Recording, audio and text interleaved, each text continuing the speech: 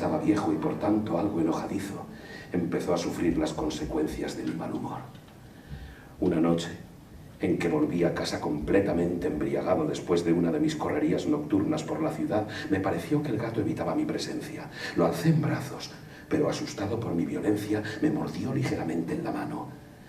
Al punto se apoderó de mí una furia demoníaca y ya no supe lo que hacía. Fue como si la raíz de mi alma se apartara de golpe de mi cuerpo.